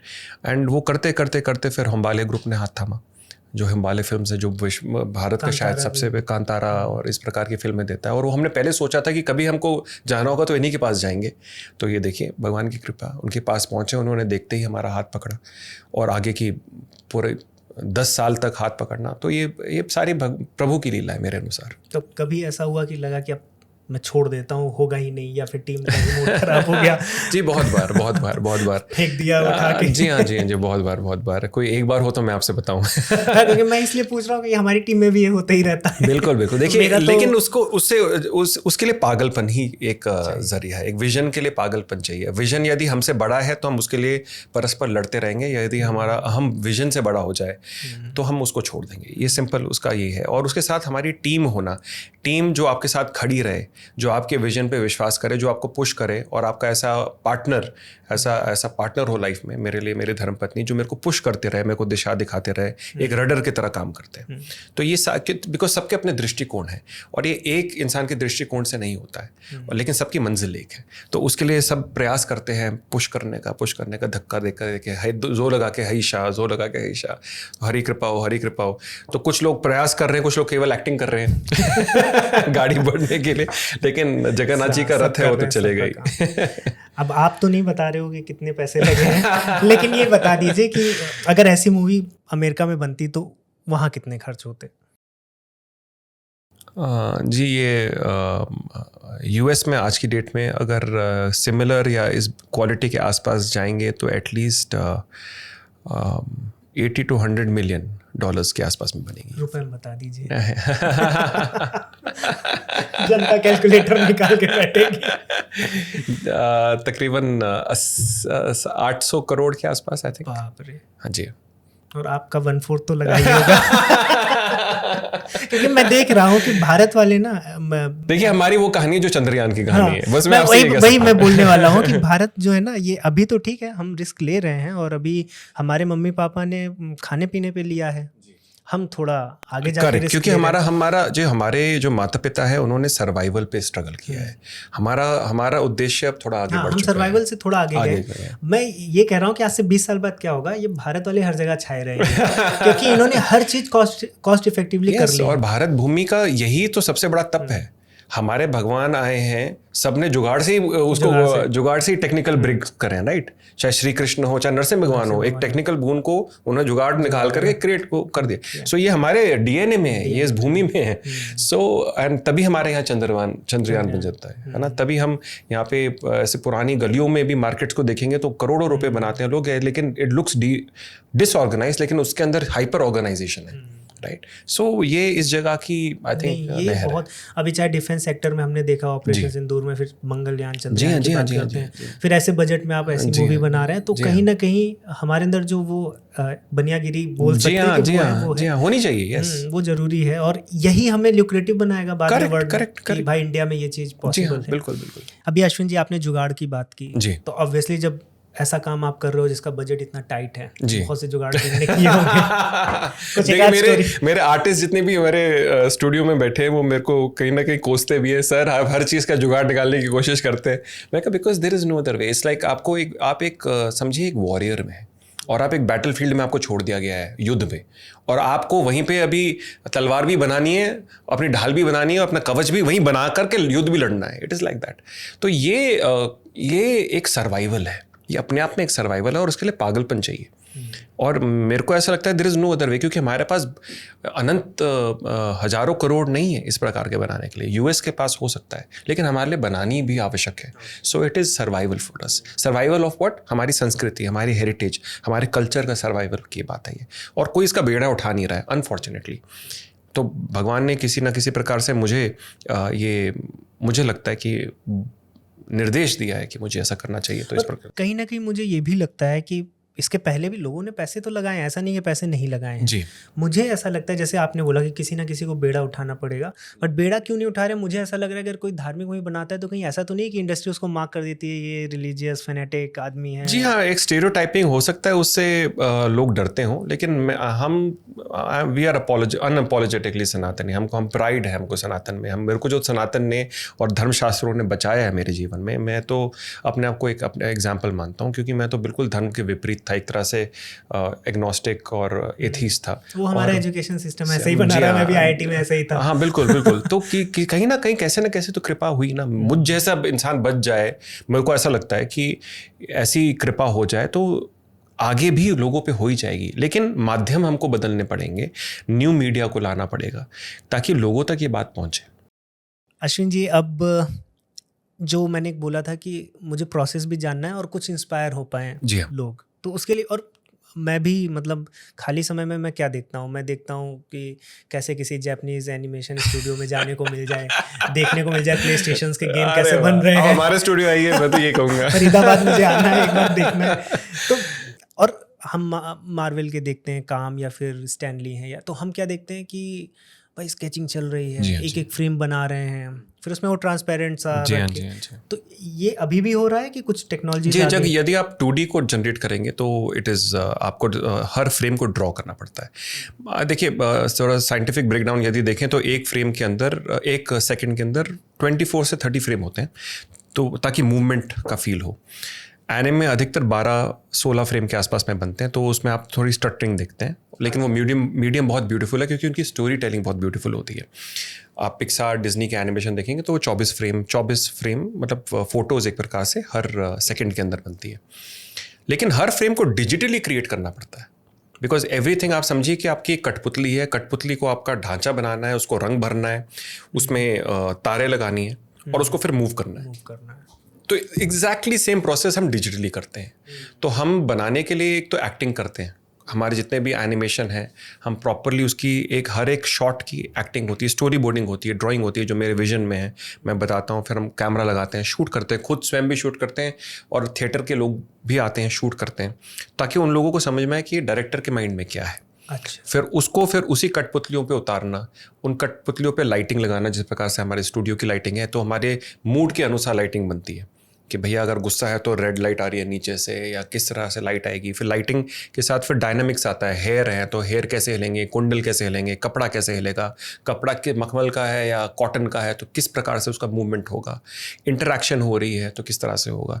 तो ये बहुत, इसमें फिजिक्स आ जाती है बहुत सारी, राइट। फिर पार्टिकल फिजिक्स आ जाती है, जिस तरह से एक्सप्लोजन हो रहे हैं या कुछ शैटर हो रहा है या कुछ डायनेमिक्स है, जो रियल वर्ल्ड सिमुलेशंस को हम मिमिक करने का प्रयास करते हैं ताकि एक रियलिटी रहे उसमें। और उसके बाद उसको फिर कंप्यूटर रेंडर करता है, रेंडर मतलब प्रोसेस करता है एक प्रकार का। वो सब प्रोसेस होने के बाद तकरीबन 4 घंटे के बाद आपके पास एक फ्रेम आता है।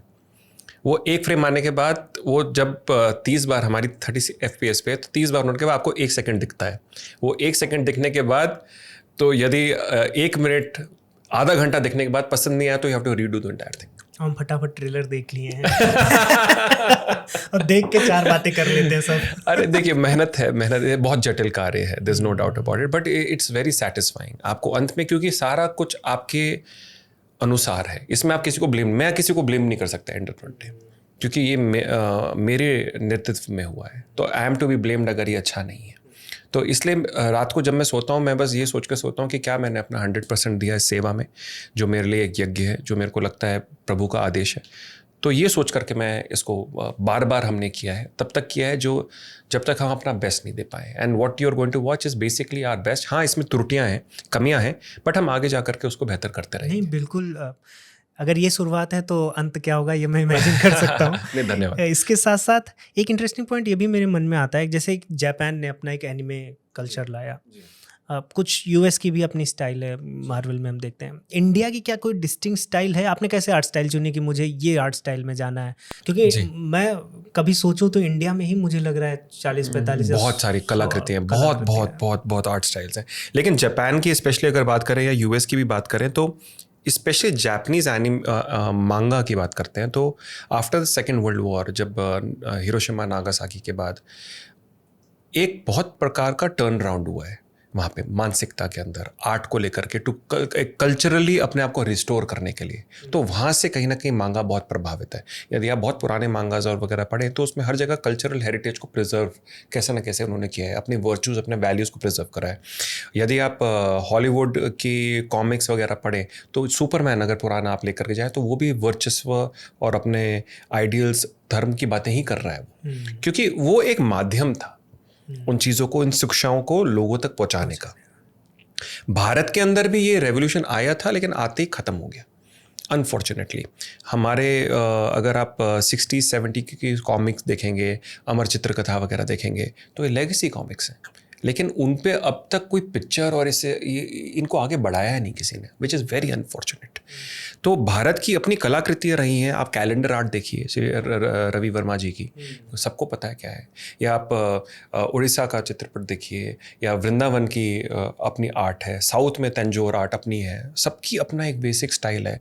यही स्टाइल यदि आप थोड़ा चाइना की तरफ जाएंगे तो टिबेटन आर्ट फॉर्म आपको दिख जाएंगी, कितना यूनिक दिखता है। मजनू का टीला जाते हैं मजनू तो पूरा वो आर्ट स्टाइल दिखती है, आर्ट स्टाइल दिखती है आपको। So this is the beauty. तो हमने इस आर्ट स्टाइल का बेसिकली चुनाव ऐसे करा, तो पहले तो मैं ये बताता कि हमको थोड़ा रियलिज्म की तरफ लेकर के जाना है। वरना एनिमेशन को एक स्टेरियोटाइप हमें ब्रेक करना है कि animation does not mean cartoon. Animation एक अडल्ट एनिमेशन भी हो सकता है, अडल्ट मतलब फॉर अडल्ट्स, बड़े लोगों के लिए लोग भी देख सकते हैं, जो हम वर्ल्ड क्लास एनिमेशन सब बैठ कर देखते हैं। तो हमको उस कैटेगरी में जाना है, तो इसलिए हमारा आर्ट स्टाइल थोड़ा रियलिज्म की तरफ है।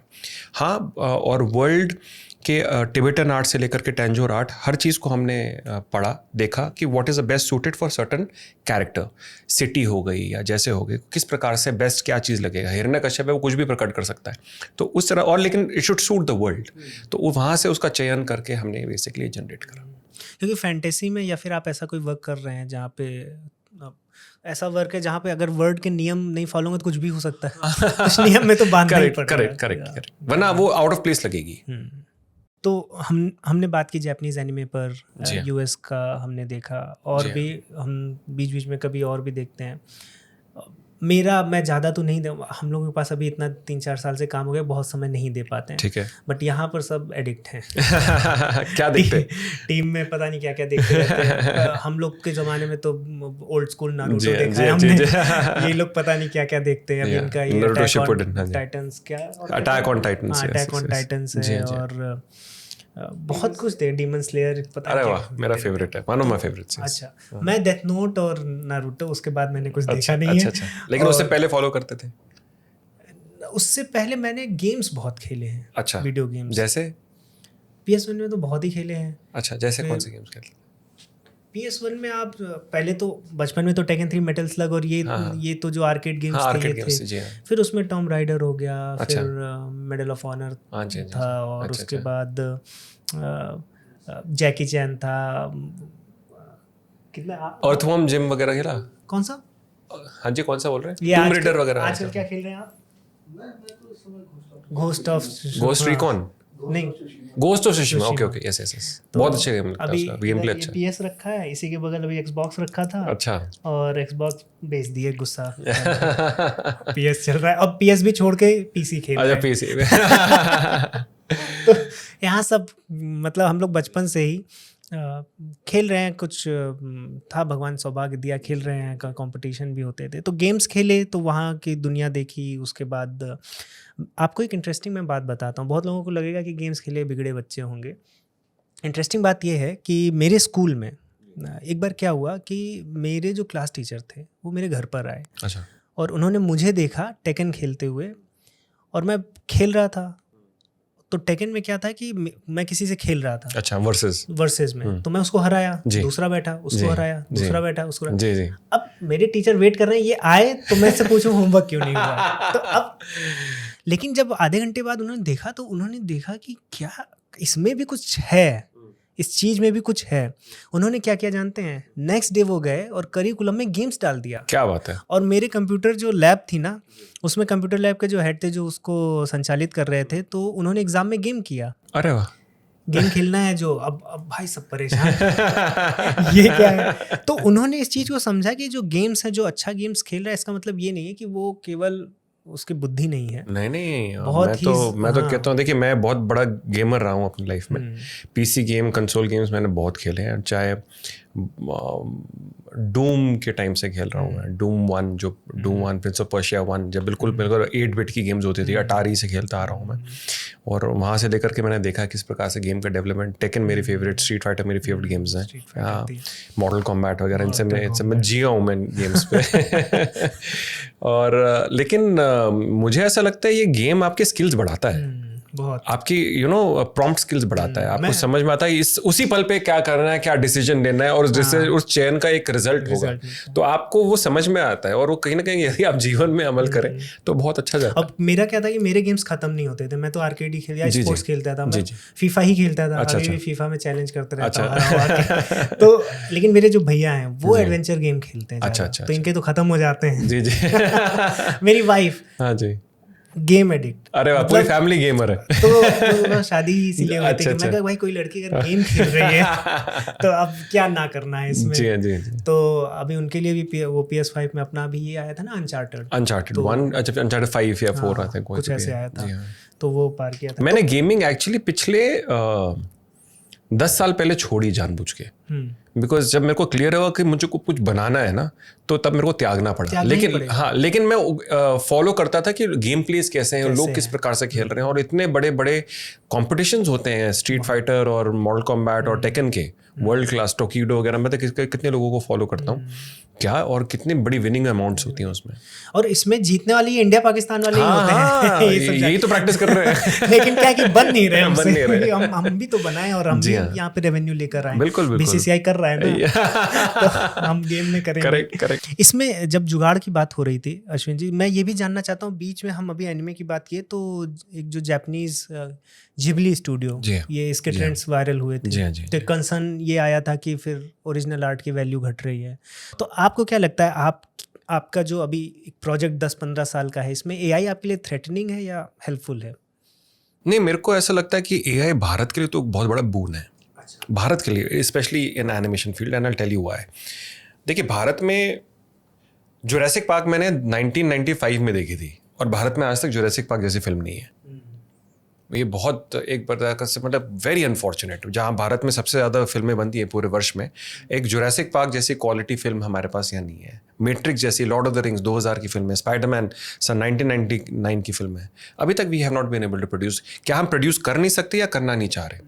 सो मुझे ऐसा लगता है कि ये टूल्स का डेमोक्रेटाइज्ड होना और AI जैसी शक्ति क्रिएटर्स के हाथ में पहुंचना एक बहुत बड़ा रेवोल्यूशन क्रिएट करेगी।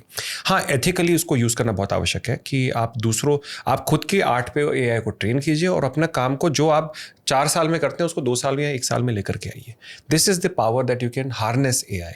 तो क्योंकि मधुमक्खी का छत्ता अब तो लग गया, पत्थर अब उड़ रही हैं, अब आप वापस नहीं लेकर के जा सकते, अब उसको हार्नेस करने का समय है। तो उससे लड़ने के बजाय उसको एवरी आर्टिस्ट स्पेशली उसको यदि अपने AI टेक्नोलॉजी को अपनाए और अपने आर्ट स्टाइल में अपनाए तो क्या बन जाएगा, मुझे ऐसा लगता है। और इसमें आप कैसे अपडेटेड रहते हो? मान लो टीम काम कर रही हो और आपको बहुत से ऐसे टास्क होंगे जो आपको बोरिंग लगते होंगे लेकिन कैसे आप रियलाइज करते होगे कि यहाँ पर AI काम या लेटेस्ट फीचर आ गया है? देखिए, प्रतिदिन की गति से AI बढ़ रहा है। मैं तो खासकर बहुत फॉलो करता हूँ कि कैसे ऐसे नए नए टूल्स आ रहे हैं जो हम अपने वर्कफ्लो, अपनी पाइपलाइन में डाल सकते हैं, ताकि हम, और ऐसा भी हो रहा है कि मैं एक दिन एक पाइपलाइन सेट करता हूं तो एक ऐसा टूल आ गया जो बिल्कुल रिवाइव कर रहा है उस पाइपलाइन को। सो हमने एक सोचा है कि अभी नरसिम्हा भगवान की पिक्चर रिलीज़ के बाद एक पूरा नया वर्कफ्लो, नई पाइपलाइन क्रिएट करेंगे हम, ऑब्वियसली जो CGI प्लस AI का जिसका कंसोलिडेशन होगा, ताकि हम एक और बेटर स्टाइल में और बेटर क्वालिटी में हम अपनी फिल्में लेकर के आएँ। शायद वो इतनी हाइपर रियल हो कि आप पहचान ही नहीं पाए कि एनिमेशन है कि रियल लाइफ है। जैसे टिंटिन आई थी, टिंटिन हॉलीवुड की फिल्म थी, बहुत अच्छी लगती है देखने में, रियलिस्टिक भी लगती है, एनिमेटेड भी लगती है, बट उसका स्टाइल बहुत अच्छा है। तो मे बी हम उस क्वालिटी तक पहुंच पाए इन अ मोर एफिशिएंट कॉस्ट। बट आपने एनिमे की जैसे बात करी, तो एनिमे में बहुत ऐसे अडल्ट कॉन्सेप्ट्स आते हैं which are adult in terms of maturity. ठीक है, जैसे आप अकीरा ले लेना, बहुत पुरानी फिल्म है अकीरा, जो बिल्कुल एक डिस्टोपियन वर्ल्ड दिखाता है, या गोस्ट इन अ शेल ले लें जो बिल्कुल आइडेंटिटी, सेल्फ आइडेंटिटी पे बात करता है AI के थ्रू। एक AI बेसिकली उसका चित्त जाग गया, तो ऐसा सिचुएशन आता है। और हॉलीवुड फिल्मों में भी आप देखेंगे, जैसे टर्मिनेटर था, AI ने पूरा टेक ओवर कर लिया, या फिर मैट्रिक्स है जो इस चीज़ को काफ़ी डीपली देखती है, जो इंस्पायर्ड है। तो आई थिंक ये ऐसे कॉन्सेप्ट्स हैं, टाइम डायमेंशन, डायलेशन, जो भारत में अब एक्सप्लोर होने शुरू होंगे, क्योंकि अब से पहले हम इन चीज़ों में, फिल्मों में हीरो हीरोइन बस भाग रहे हैं, दौड़ रहे हैं। अब it's time we change that. और जैसे आपने बोला डेमोक्रेटाइज चीज़ें हुई हैं, डिसेंट्रलाइज हुई हैं, तो लोग कंज्यूम OTT के थ्रू है, बहुत चीज़ें अब लोग करने लगे। अब मुझे नहीं लग रहा है बहुत बड़ी प्रॉब्लम है कि कार्टून नहीं देखेंगे, क्योंकि वो चीज़ें आ गई हैं। इसमें ये भी मैं जानना चाहूँगा, आप तो इतना कंटेंट कंज्यूम किए हैं, और ये जी तो हाँ। बेस्ट चीज़ है कि जी हाँ। जिस फील्ड में आप हैं उस फील्ड में अगर आप कंज्यूम भी करें तो बेस्ट देते जी हैं, हाँ, जी हाँ। क्योंकि ये आज की भी कला नहीं है, ये वैदिक कला है। पहले जी हाँ। 25 साल आपको मंत्र याद कराए जाते जी हाँ, थे। जी हाँ, जी हाँ, आपको जी कुछ हाँ। नया नहीं बनाना है, अभी हीरो मत बनो। जो चल रहा है उसको चलाइए। 25 साल के बाद जब सब आपको आ गया, अब आपसे कुछ नया निकले। करेक्ट, फिर बिकॉज आपको to think out of the box you have to first know the box. आप पहले बक्से को जानिए फिर उसको फोड़िए। आप जानते ही नहीं फिर ऐसे बिना, तो ऑब्वियसली ये तो मैं ये जानना चाहूँगा, इतना कंज्यूम करने के बाद, इतना स्टडी करने के बाद, वो कौन सी ऐसी मूवी है या कौन सा ऐसा एनिमेशन प्रोजेक्ट है जिसको आप देख के इंस्पायर होते हैं कि यहाँ तक तो ठीक है, आप निकल जाओ आगे। मैं तो चाहता हूँ कि भारत ऐसा आगे निकले कि लोग फॉलो करें। मुझे देखिए अभी नेटफ्लिक्स पे लव डेथ रोबोट्स करके सीरीज़ है जिसमें बहुत सारी एनिमेशन, बेसिक एंथोलॉजी सीरीज़ है, या फिर उस क्वालिटी के एनिमेशन पे जहाँ पे आप देख करके प्राइड फील करें कि ये भारत का एनिमेशन है, हम इस क्वालिटी पे पहुँच गए हैं और यहाँ तक लेकर के जाना है। और जैसे अवतार जैसी पिक्चर बनती है जो एक्चुअली में देखा जाए तो पूरी एनिमेशन है, उसके अंदर रियल लाइफ लोग काम कर रहे हैं, उल्टा है। तो इस क्वालिटी में हमको लेकर के जाना है ताकि हम ये ना सोचे कि एनिमेशन है तो लिमिटेशन है। हमको लगना चाहिए एनिमेशन वीएफएक्स है तो ये हमारे लिए शक्ति है, पावर है, अब हम इससे कुछ भी कर सकते हैं। तो ये हमारे लिए बंधन नहीं है, बंधन तोड़ने का एक प्रोसेस है। यहाँ तक मेरे को एनिमेशन लेकर के जाना है। आपसे पूछा ही होगा लोगों ने जी, सबसे डिफिकल्ट सीन क्या था आपके लिए इमेजिन करना? जैसे आपने बताया एक्टर्स करते हैं जी हाँ, एक्सप्रेशंस, फिर आप उसको एनिमेटर्स जो होते हैं रिगिंग जी के हाँ, बाद जी हाँ, उसमें जान भरते हैं एक प्रकार से। एक्सप्रेशंस डालते हैं। जी हाँ, तो नरसिंह भगवान तो लायन है जी हाँ, जी तो एक एक्टर ने उनके एक्सप्रेशंस किए? नहीं, नरसिंह भगवान के हमने खुद frame by frame, everything is hand animated, की फ्रेम्ड, और बहुत ही जटिल रहा उनका एनिमेशन। उसका 2-3 कारण है। 2 पार्ट बहुत कठिन रहे मेरे लिए। एक की कठपुतलियां हैं at the end of the day, उनमें जान भरना कि वो सोलफुल रहे इस प्रकार से कि देखने वाले को ये प्रतीत हो कि ये डिजिटल नहीं है, ये रियल है। तो वहाँ तक उन चीज़ों को लेकर के आना, आंखों में वो तेज देना या बात करने के स्टाइल में हाव भाव वो लेना, वो बहुत कठिन था। दूसरा नरसिंह भगवान खासकर एक तो अष्टभुजाएं, और हर भुजा हम चाह रहे थे कि आज से पहले ऐसा नहीं हुआ कि भगवान के सारी भुजाएं हिले, उन सब से युद्ध करें, क्योंकि अष्टभुजा से वरना स्टिल सी रहती हैं काफ़ी सारे, मैंने जो सीरियल्स वगैरह देखे हैं सारे चेहरे रावण के सारे चेहरे एक तरफ ही थे, अरे बन गया तो हम एरे नहीं बनाना चाहते थे। हमारा प्रयास था कि भगवान के यदि ब्रह्मदेव हैं तो यदि उनके 4 मुख हैं तो चारों बात करें या इंडिपेंडेंटली बात करें, राइट, जो आज से पहले नहीं हुआ। या भगवान के यदि 4 हाथ हैं तो सारे इंडिपेंडेंटली वर्क करें, बिकॉज दिस इज भगवान है, वो कुछ भी कर सकते हैं। तो वो रिग करना, उसको एनिमेट करना और उसको एक हीरोइक लेवल तक लेकर के जाना, ये बहुत जटिल था। भगवान की कृपा है कि ये हो पाया। मेरे भी 8 हाथ होते तो क्या क्या आप 8 हाइपर कैसे प्रेजेंट करते हैं? नहीं, बहुत अच्छा लगा आपसे बात करके जी। इसमें आप जैसे हम सब प्रशंसा कर रहे हैं, पूरी पब्लिक प्रशंसा कर रही है, आप कमेंट सेक्शन देखें, मुझे नहीं लग रहा कि कोई नेगेटिव कमेंट होगा। हो सकता है कि कोई भाई क्या बताएं किस माइंडसेट का आदमी हो जिसको कुछ, मैं कह रहा हूँ अगर धर्म भी उसमें ना देखे तो आप उसमें आर्ट वर्क भी अगर आप देख लें तो मुझे नहीं लग रहा है कि कोई भी ऐसा व्यक्ति होगा जो जिसको लगे कि ये कार्य खराब है। अब इसमें आपको किस तरह से एप्रिसिएशन जनता दे ही रही है? अब फिर आप भी, अब मुझे लग रहा है आपकी भी जर्नी को 20-25 साल हो गए होंगे जब से आपने पढ़ाई की होगी। मैं आपकी जर्नी देख रहा था, क्योंकि मैं कभी भी ऐसे सामने नहीं हुआ कि टीम ने रिसर्च कर ली तो मैं बैठ जाऊँ, मैं बात ही नहीं कर पाऊंगा, फिर बहुत फेक हो जाएगा। तो मैं जानने का पूरा प्रयास करता हूँ, और आपकी प्रोफाइल ऐसी है कि मैं भी कुछ उस तरह से, मैं भी फिक्शन लिख रहा था। और चूंकि मेरे father he passed away at that time, अच्छा, फिर मुझे घर पे समस्या हुई तो फिर IIT की प्रिपरेशन सब छूट गया।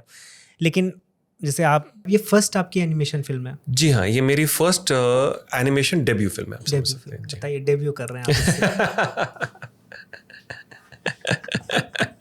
जी हाँ, सच में विष्णु जी की कृपा है, सही बता रहे हैं। मतलब आप अगर डेब्यू ऐसा कर रहे हैं तो मुझे लग रहा है कि सबको, पूरे बॉलीवुड को एक स्टैंडिंग ओवेशन आपको देना चाहिए, और मिलने भी लगा होगा। अरे नहीं, वही है कि मैं चाहता हूँ कि लोग आएं और ऐसे टैलेंट को अप्रिशिएट करें, सो दैट कि लोगों को आप एक रास्ता खोले हैं मैं ये नहीं कर रहा हूँ लोगों के पास टैलेंट नहीं है, सब लोग कर रहे हैं, बट एक दूसरे के अगर हम साथ आ जाएं जी और एक दूसरे को आगे बढ़ाने लगे तो फिर वो अमेरिका क्या जो कल कहता था जी हाँ जी, वो वाला जो मीम है वो एकदम बार बार मेरे दिमाग में आ रहा है, वो सत्य हो जी जाएगा। हाँ जी। तो मैं चाहूँगा कि आज मेरे प्लेटफॉर्म के माध्यम से आपकी बात हो रही है, आगे और भी जो आपके प्रोजेक्ट्स आए उसमें मैं कुछ और कंट्रीब्यूट आप में कर पाऊँ। थैंक यू सो मच, धन्यवाद आप। दूसरी जगहों पर आपकी बातें हो रही हैं और भी इस फिल्म की जितनी ज़्यादा से ज़्यादा, और केवल 25 तारीख तक नहीं कि रिलीज़ हो रही है तो हम दमखम लगा के बात कर रहे हैं, बट एक जैसे क्लासिक बुक नहीं होती है चार्ल्स डिकेंस की या वेदव्यास जी की जो महाभारत जी है, हाँ जी, वो क्लासिक बने, एक महाअवतार जो आपका सिनेमैटिक यूनिवर्स। बहुत बहुत धन्यवाद, बहुत बहुत धन्यवाद। ऐसा हो आपके मुंह में घी शक्कर और भगवान विराजमान नहीं, कभी कभी मैं बोला हूँ चीज़ें लोगों के लिए होती हैं। धन्यवाद, धन्यवाद ये मंच के लिए और इतनी हमको इनकरेजमेंट देने के लिए, प्रोत्साहित करने के लिए। परंतु बात ये है कि ये फिल्म भारत की फिल्म है और ये हर आत्मा के लिए बनाई गई है। इसका जो असल स्वरूप फलीभूत तब होगा जब ये लोग इसको कंज्यूम करेंगे और इस पर चिंतन कर पाएंगे और इसको प्रहलाद महाराज की भक्ति समझ पाएंगे। उसके लिए ये प्रयास है, आगे वाली पीढ़ी तक प्रहलाद महाराज की भक्ति पहुँचे और नरसिंह भगवान की लीला समझें, हिरण्यकश्यप का अधर्म समझें, तब इस फिल्म की असली जीत है। और साथ के साथ एनिमेशन का डंका बजे और भारत में पूरा एक नया समझे अर्थव्यवस्था खुल जाए एनिमेशन को एक बहुत बड़ा मीडियम और इंडस्ट्री बनाने में। मैं तो बस यही चाहता हूँ ताकि चाहे बॉलीवुड हो, चाहे साउथ इंडिया का इंडस्ट्रीज़ हो, सब एकजुट होए मिले और धार्मिक फिल्में, हमारी दर्शन फिल्में थिएटर्स में आए। That is all what I want. ताकि मैं कहता हूँ हर थिएटर मंदिर बन जाए और शायद हर स्कूल गुरुकुल बन जाए। उस पर आप काम कर रहे हैं। नहीं, बिल्कुल। पहले लोगों को लगता था या इस तरह की बातें होती थी कि क्या पीछे जाना है, हम एआई के ज़माने में आ गए हैं, जी जी, हम टेक्नोलॉजी से इतनी तेज़ी से आगे बढ़ रहे हैं, तुम लेके भाई गुरुकुल की बात कर रहे हो, तुम न्याय दर्शन की बात कर रहे हो, उससे क्या कुछ हो रहा है क्या? बट रीज़न भी क्या है कि वो एंशिएंट नहीं, वो इटर्नल है। यस, सत्य, बिल्कुल सत्य। वो आप एंशिएंट बोलते हैं तब खराब है। जी हाँ जी हाँ, एंशिएंट मतलब उसका समय खत्म हो गया। वो इटर्नल है। हाँ, वो अभी परस्पर चल रहा है, वही चल रहा है। आप उसका रूप बदल देंगे बस। करेक्ट। आप आज के समय में उसको ले आएंगे, जी हाँ, लेकिन जो बेसिक कॉन्सेप्ट है जो वो वही रहेगा, वही तो सनातन है। वही आप ऐसा नहीं है कि आपके मन में जो लालच था वो 8th सेंचुरी में पैदा हुआ। करेक्ट, वो तो परस्पर चले जा रहा है, वो यूनिवर्सल है। यस, तो आपके मन में जो इमोशंस हैं, जी हाँ, उसके लिए ऋषियों ने पहले भी काम किया है, वो आज भी हो सकता है, वो सब इटर्नल है। 100%। तो इसी नोट पर वैसे तो मैं नहीं चाहता हूँ बात खत्म हो, मगर बात हम करते ही जाएंगे और रात भी बहुत हो गई। इतनी मेहनत आप कर रहे हैं, इसके लिए बहुत ढेर सारी शुभकामनाएं आपको, आपकी पूरी टीम को। 40 लोग मिलके 40,000 लोगों का काम आप लोग कर रहे हैं। धन्यवाद आपकी प्रार्थना के लिए। इसके साथ अश्विन जी बहुत बहुत शुभकामनाएं। मूवी तो हम सब देखेंगे। जी हाँ, 25 जुलाई 3D में भी है, 2D में भी है, दोनों में आप देखिएगा। और फिर बताइएगा कौन सी बेहतर लगी। नहीं, बिल्कुल मूवी भी देखेंगे। मूवी देखने के बाद मूवी के विषय में और लोगों को बताएंगे। जी हाँ, ऐसी मूवीज़ के विषय में चर्चा जितनी ज़्यादा हो उतनी ज़्यादा अच्छी बात है। इसमें पूरा समाज एक इवॉल्व होता है, पूरे समाज को नई चेतना मिलती है। और नरसिंह भगवान को जब से मैंने देखा है योग मुद्रा में, मैं तो कहता हूँ कि योग मुद्रा में आप देख लेंगे तो कितनी हिम्मत आ जाएगी आपके अंदर कि प्रहलाद जी के एक बार बुलाने पे जब ईश्वर प्रकट हो सकते हैं, तो आपके भी कितने भी दिन दुखी दिन हो, ईश्वर आपके साथ हैं। तो बहुत बहुत धन्यवाद। Thank you. राधे श्याम, हरि बोल। हरि ओम।